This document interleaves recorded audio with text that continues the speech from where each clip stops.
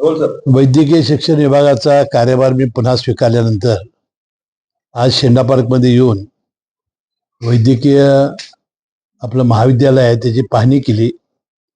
त्याशिवाय छत्रपती प्रमिलादेवी हॉस्पिटल याच्या दुरुस्तीसाठी जे आपण निधी दिला होता त्याचाही आढावा घेण्याचा मी आज प्रयत्न केलेला आहे. आता CPR हॉस्पिटल ही 1885ची ही जुनी इमारत आहे, हेरिटेज इमारत आहे आणि त्याला फार मोठ्या मर्यादा आलेल्या होत्या आणि त्याचं फार ड्रेनेज तुंबणं, रस्ते खराब झालेले होते, फार मोठी दुरावस्था झाली होती. त्यासाठी आपण 44 कोटीचा निधी मंजूर केलेला होता. एकूण 27 इमारती त्या आवारामध्ये आहेत. त्यापैकी आता 2 इमारती पूर्ण झालेल्या आहेत आणि आता राहिलेल्या इमारतींचं 7 इमारतींचं 25% काम पूर्ण झालेलं आहे. त्यामध्ये दुधगंगा इमारतीपैकी 8 जे वॉर्ड आहेत त्यापैकी 4 वॉर्ड पूर्ण झालेले आहेत. तुम्ही जाऊन बघितलं तर अतिशय चकाचक आता आपण जे प्रेझेंटेशन बघितलं त्यामध्ये अतिशय उत्कृष्ट काम त्यांनी केलेलं आहे. विधंगा जी इमारत आहे त्याचं 20% काम झालेलं आहे. मेंटल इमारतीचं 75%, नर्सिंग हॉस्टेल 50%, बाह्यरुग्ण इमारत 30%, तुळशी इमारतीचं 10% आणि HER इमारतीचं 10%. आता ही जी इमारतीचं काम सुरू आहे 7 ते मार्च 2025 पर्यंत काम पूर्ण करण्याचं कंत्राटदारांनी आम्हाला सांगितले आणि अधिकाऱ्यांनी 10 इमारती या दिवाळीपूर्वी होणार आहेत. सब्जेक्ट टू त्यांना निधी दिल्याप्रमाणे निधी आपण दिला की तशा त्या इमारती पूर्ण करणार आहेत. त्यामुळं CPR याचा पूर्णपणानं चेहरा आणि मोहरा आपला बदललेला दिसेल आणि नवीनच एक हॉस्पिटल तयार झालेलं आपल्या लक्षामध्ये येईल. तर या शेंडा पार्कमध्ये जवळजवळ 30 हेक्टर जमीन आपल्याकडे आहे आणि त्याचा एक लेआउट त्यांनी चांगला तयार केलेला आहे. त्यामध्ये आपण 150 क्षमतेचं मुलीचं वसतिगृह, शवविच्छेदन गृह इमारत आणि व्याख्यान आणि परीक्षा कक्ष हे परवा अजितदादा पवारांच्या हस्ते लोकार्पण केलं होतं आणि प्रत्येक सोमवारी याचा वापरास सुरुवात होणार आहे. मी स्वतःच येऊन त्याची सुरुवात करणार आहे. त्याशिवाय या कॉम्प्लेक्समध्ये या रस्ते, त्यानंतर लँडस्केपिंग ही कामं मंजूर झालेली आहेत. त्याचंही काम मोठं झपाट्यानं सुरू आहे. त्याशिवाय यामध्ये 125 निवासी आणि 125 क्षमता आंतरवासीचा डॉक्टर्स यांचे वसतिगृहाचं काम सुरू आहे. महिला वसतिगृहाचं काम चालू आहे. 150 क्षमतेचे मुलींचं वसतिगृह, 150 क्षमतेचं मुलांचं वसतिगृह आणि 150 BSc परिचारिकांच्याकरतेचं वसतिगृह आणि 300 परिचारिकांच्याकरते परीक्षा केंद्र हे काम आता आपण सगळं मंजूर केलेलं आहे. त्याशिवाय कामाच्या निविदा निघालेल्या आहेत. त्यानंतर आता कॉन्ट्रॅक्टर फिक्स झालेला आहे.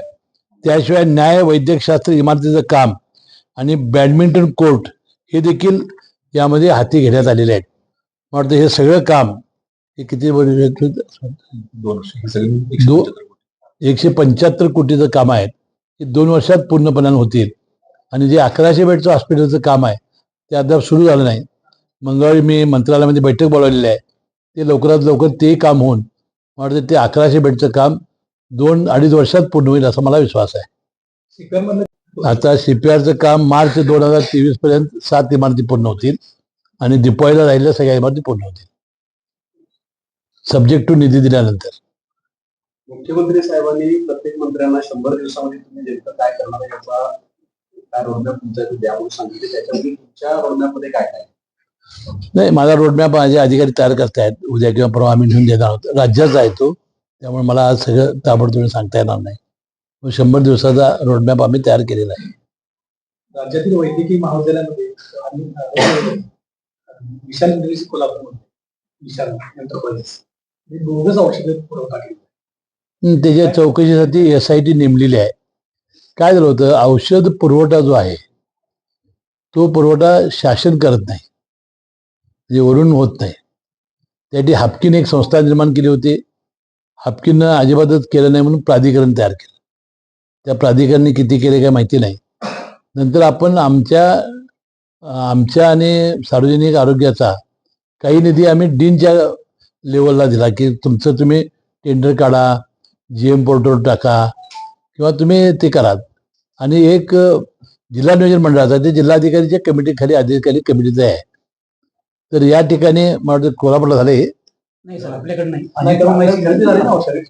पण सिद्धार्थमध्ये झाल्या, जिल्हा परिषदेमध्ये झाले. जिल्हा परिषद जिल्हा परिषद माहित नाही, पण हे दोन औषधे जे होते अजिथ्रोमायसिन आणि अमॉक्सिलिन आपल्याकडे नाही. विशाल एंटरप्राइज नाही. मी माहिती घेतली होती तर कोल्हापूरमध्ये काही अशी बनावट औषधाची काही खरेदी त्यांनी केलेली नाही. ही विक्री औषधाची जी खरेदी आहे ती पूर्णपणानं सेंट्रलला होत नाही.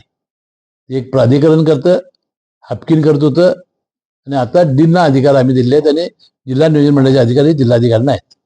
एकीकडे तुम्ही सगळे आरोग्याचं वैभव कोल्हापूरमध्ये निर्माण करायला लागलाय, परंतु याच मेडिकल कॉलेजमधली औषधांची खरेदीची प्रक्रिया याचे पुरावे उघड झाले, त्याच्यावर मात्र काही कारवाई होईल. फक्त ब्लॅकलिस्टेड करून कॉन्ट्रॅक्टर सोडलेला आहे. तो कॉन्ट्रॅक्टर ब्लॅकलिस्टेड झाला की दुसरी कंपनी काढतो, त्याच्यातनं खरेदी करतो.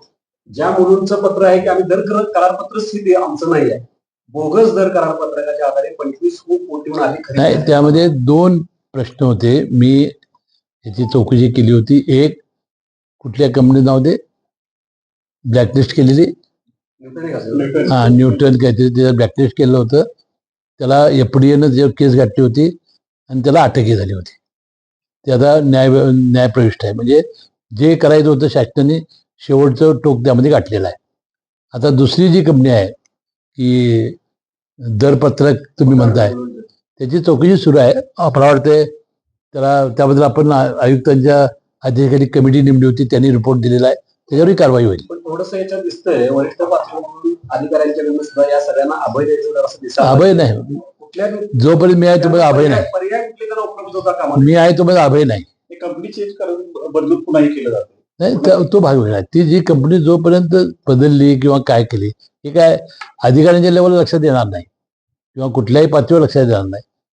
आपण ऑर्डर दिलेला माल व्यवस्थित आलेला आहे का नाही, आपल्या नॉर्म प्रमाण आहे का नाही, एवढं बघण्याचं काम यांचं आहे. साहेब, खोटं दरपत्र काढून 5 कोटीचा माल ज्यांनी पुरवला त्याच्यावर गुन्हा दाखल व्हायला तो पाहिजे. आता तो होईल, तो आपण करणारच आहोत. आता त्या निवडणुका लागल्या होत्या, तो होणारच, 100% होणार. साहेब, ते सीव्हीडीसीचा 23 कोटीचा प्रस्ताव 52 कोटीवर, ते नेमकं काय किंवा कुठलं सीव्हीडीसी आपला सीपीआर काय कुठलं? इमारत आहे, ऑलरेडी जुनी इमारत आहे. कुठं केलं आपण? देवरे सर नाही, ते बरोबर आहे. त्यात काही असं नाही, नवीन जागा नाही, घेऊन भाऊ पाटीलमध्ये हस्तगती इमारत होऊ शकते ना. नाही, त्याच्यामध्ये त्याची कसं डागडुजी 52 कोटी असते. कशाचं CVT असं देवरे साहेब ते ऑपरेशनचं सर्जन नवीन केलं आपण? जुनच आहे 2000 नाही नाही, पण आपण प्रसिद्धी मान्यता वगैरे दिली. दिली सर. कामही सुरू झालंय, हा. 4 दिवसात कम्प्लीट होऊन जाईल त्यांचं काम. हा. त्याच्यामध्ये अद्यावत यंत्रसामुग्री फार आहे. ते असं काही नाही की फक्त ते बांधकामाचे वगैरे. आपल्याला मी सांगेन डिटेल सांगतो त्याचं. पण 52 कोटी सर. 52 कोटी आहे आहे. तेवढं कोटी. आता एकेका इक्विपमेंटचे अद्यावत जे आहे ना ते फार किमती आहेत आणि चांगले इन्स्ट्रुमेंट आहेत. ते करत असताना जुनी मशिनरी किती दराने पुन्हा देणार याच्यावर साहेब जरा लक्ष द्यायला लागणार. बऱ्याच चर्चा काय काय वेगळ्या ऐकूया लागल्या. आमचं हेच म्हणणं आहे, कोल्हापूरचे आमचे मंत्री असताना आणि इकडे हे सगळं उभं असताना त्यातली बोगसगिरी पण उघडकीला यायला पाहिजे, हे त्यातला सगळ्यात महत्वाचा विषय आहे. ते आम्हाला सांगत चला तुम्ही काय असेल तर. काढली जात नाही, गाड्या पुणे आणून महिने महिने किती वर्ष अतिक्रमण आहे, तर दराला वाढच होते. तिथं दादागिरी संघटनांची वाढलेली आहे आणि बाहेरच्या लोकांनी दादागिरी मग वाढली. हे डीनने म्हणून काढली पाहिजे ना. अतिक्रमण आम्ही काढून टाकतो. गाड्या बाहेरच्या लोकांनी काढा ना. कोर्टाचा निकाल आलेला आहे आमच्या बाजूला. ते अतिक्रमण आम्ही काढतो 2-3 दिवसात. तुम्ही 8 दिवसात काढा ते. नसेल तर मग तुम्ही काय करा, थोडं स्वच्छानिवृत्ती घ्या, दुसरं कोणतं करू आपण, ते होणार नसेल तर. साहेब, आपण कॉलेजेस म्हणजे मेडिकल तुमच्याकडे सांगा, एक डेंटल कॉलेज आपल्याकडे, एक डेंटल कॉलेज राहिलेलं आहे आपल्याकडं. आता सुपर स्पेशालिटी झालं, कॅन्सर झालं, BHMS झालं शासकीय, BAMS झालं, योगा झालं, आता डेंटल राहिलं. डेंटल करू, 100% करू, 100% करू. पालकमंत्र्यांच्या नियुक्त्या कधी करतात? 26 जानेवारी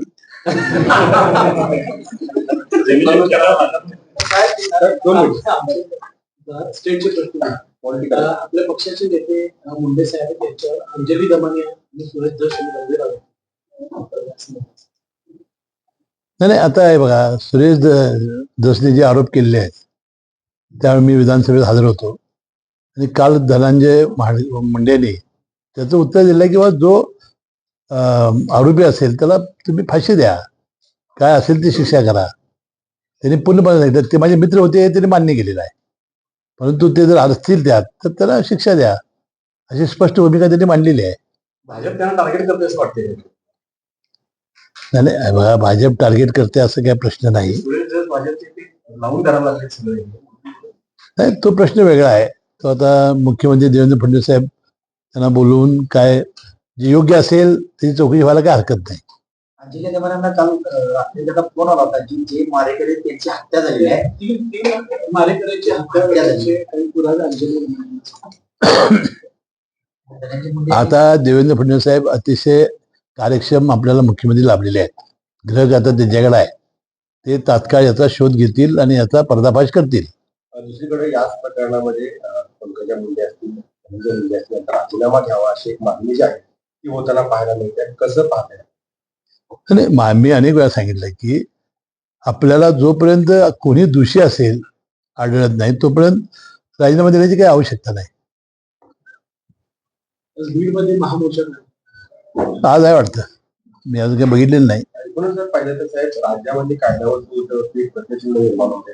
कुठे लहान मुलीवरती अपहरण असेल, बलात्कार असेल, अशा घटना एकदा करतात. दुसरीकडे अशा सरपंचांच्या हत्येचं हल्ल्याचं प्रमाण जे आहे ते वाढतं. कसं पाहता याकडे? एकूणच राज्यातली कायद्याची सुव्यवस्था जी आहे ती ढासळली आहे. देवेंद्र फडणवीस साहेब आता कार्यक्षमपणाने हे काम करतील आणि मला वाटते कायदा सुव्यवस्थेबद्दल जे प्रश्न आता तुम्ही म्हणताय त्याप्रमाणे ते लवकरात लवकर त्याचा कठोर मुकाबला करतील. Thank you.